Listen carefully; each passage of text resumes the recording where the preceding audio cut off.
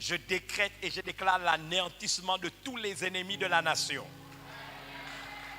Dieu vivant disait, tous les sectes occultes qui se sont élevés, les autels qui ont été érigés pour oppresser le Gabon, pour anéantir la nation, oppresser le peuple, intimider les gens, j'abats ces autels au nom puissant de Jésus. Je les renverse au nom puissant de Jésus. Alors, nous devons prier pour que le dialogue soit un dialogue où nous traitons les problèmes de la nation. Premier dossier à gérer, et qui me semble être la chose la plus importante, c'est quel type de gouvernance pour la nation? Quel type d'institution pour la nation? Comment le pays doit être géré? Quel type de gouvernance? Pour que nous ne retombions pas dans les mêmes travers. Deuxième chose, la gestion du pays. Comment on gère l'argent? Comment on gère les deniers publics? Comment on gère? Troisième chose, la fibre morale des gens qui prennent des responsabilités. Si vous êtes un voleur, ce n'est pas un coup d'État qui va empêcher que vous soyez un voleur. La fibre morale, comment on organise que quelqu'un à qui on donne une responsabilité dans la nation soit quelqu'un qui travaille pour l'intérêt général. Quatrième chose, quelles sont les valeurs sur lesquelles ce pays doit s'édifier?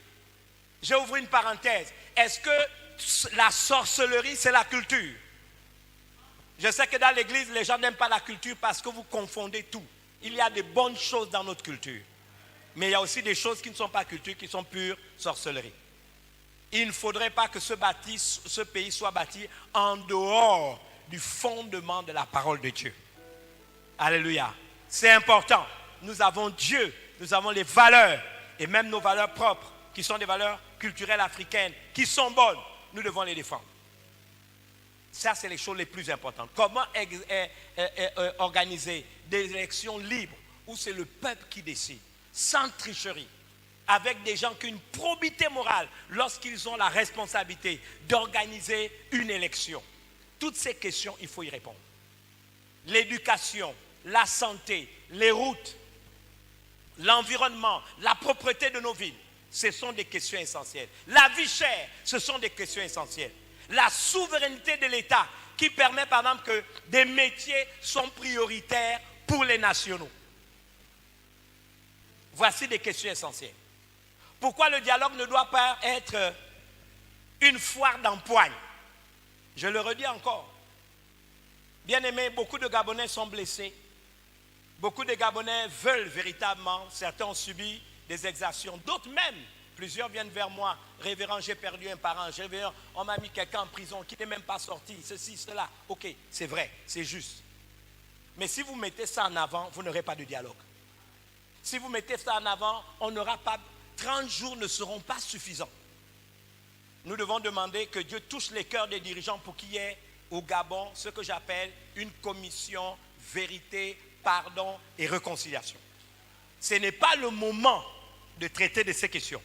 Mais au dialogue, on doit pouvoir dire aux autorités, mettons en place une commission vérité, pardon, réconciliation. Et avant la fin de la transition, que cette commission se mette en place. Que les gens qui ont été blessés, que les gens qui ont été emprisonnés, que les gens qui ont été persécutés s'expriment. Cela aussi va permettre à beaucoup d'entre nous de faire le deuil, beaucoup de réparations, ça peut être organisé comme ça. Ce n'est pas l'objectif du dialogue. Mais le dialogue peut demander qu'il y ait, avant la fin de la transition, cette commission, pardon, vérité. Alors, ne faites pas de la manipulation. Ce n'est pas le but. Le but, il faut parler de nos institutions, parler de la gouvernance, parler de la gestion. Et ces questions peuvent être traitées. On nous a dit qu'il faut parler aussi de la durée de la transition. Bien aimé, un pays qui, pendant 56 ans, a vécu comme on a vécu, a besoin du temps pour travailler un nouveau Gabon.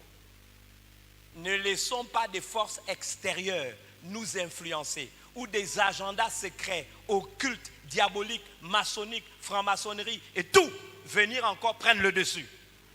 Moi, je vous avertis de la part du Seigneur. Un jour, je termine avec ça. Nous sommes je ne citerai pas le nom du papa parce qu'il est mort lui aussi, mais nous étions à la Cité de la Démocratie pour le deuil du vieux Omar. Un vieux papa m'a pris et je vous dis qu'il m'a poigné. Il m'a dit, Omar n'est pas mort. C'est faux, Omar n'est pas mort. J'ai dit, papa, il est mort. Il dit, c'est faux, il est immortel. J'ai dit, papa, tout homme meurt. J'ai compris que Dieu voulait me montrer qu'il n'y a pas de puissant ici, sur cette terre, qui ne peut abattre. Il n'y a pas, et je parle particulièrement à la classe politique. Dans notre pays, je le dis, peut-être à différents degrés, nous sommes tous responsables de ce qui s'est passé. Mais vous n'accuserez pas l'Église, parce que l'Église vous a averti.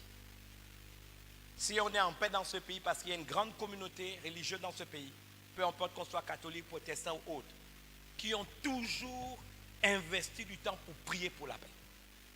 Mais les hommes politiques, dans leur grande majorité, sont responsables du désordre de la part du pays.